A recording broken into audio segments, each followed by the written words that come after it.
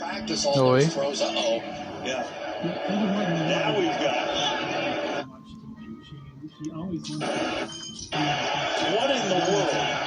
Flag is down. You tell me. Here comes Giordano. He's out of bounds. Poor guy. I don't even know if he realizes it. Hold on, guys.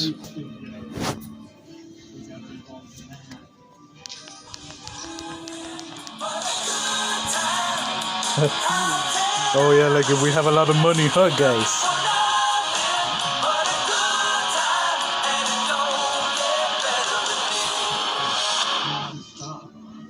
Tom Brady, Joe Burrow, then you start looking at the other quarterbacks you're facing. Aaron Rodgers, Matt Ryan, Jalen Hurts. One moment. You sure did. I was getting confused. Didn't we get rid of this guy? But I don't know. It was Malik Collins. I wonder whatever happened to that guy. But yeah. Melvin Gallimore, the Canadian Bulldozer, like Mark Holmes says. So let's see what happens. How about them Cowboys? Miller Lite.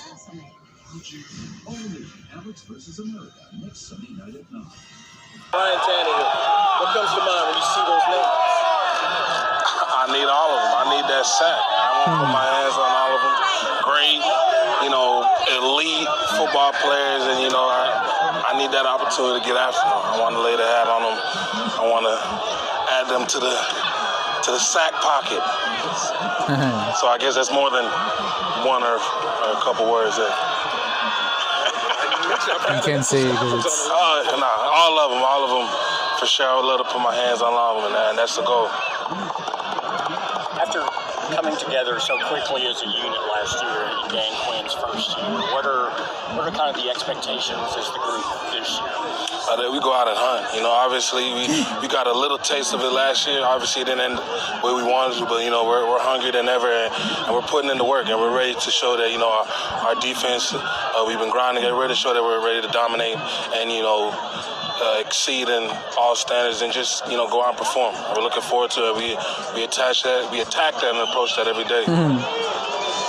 What's his message been to you guys that we are in a position to build on last year, or it's not going to be as easy? I heard he kind of used a golf analogy once, where it's harder to get down those last few strokes. I feel like the biggest thing is obviously we can't harp too much on the past. Like, we acknowledge it, but we know that we got to put our best foot forward, and we got to be relentless.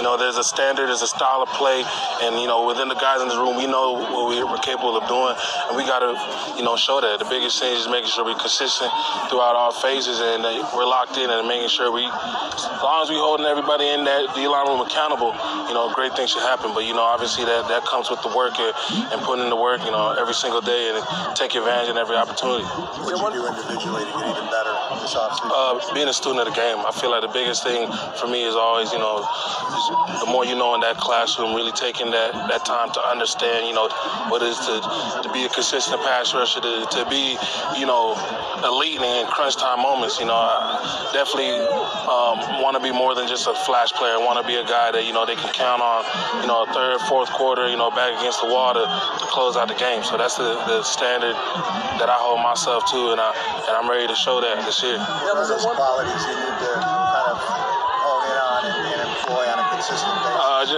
Just making sure I'm locked in on my assignment, making sure that, I'm able to see things before it happens, and communicating. I feel like the biggest thing for me, I know when I'm right, when I'm able to help out the guys next to me, good things happen, and I'm able to play that much faster, and that's what I looked at in terms of, building and becoming better at it. And that's what I plan on doing this year. Neville, what do you see from Golson? Pardon me? What do you see from Golson this year in his second year?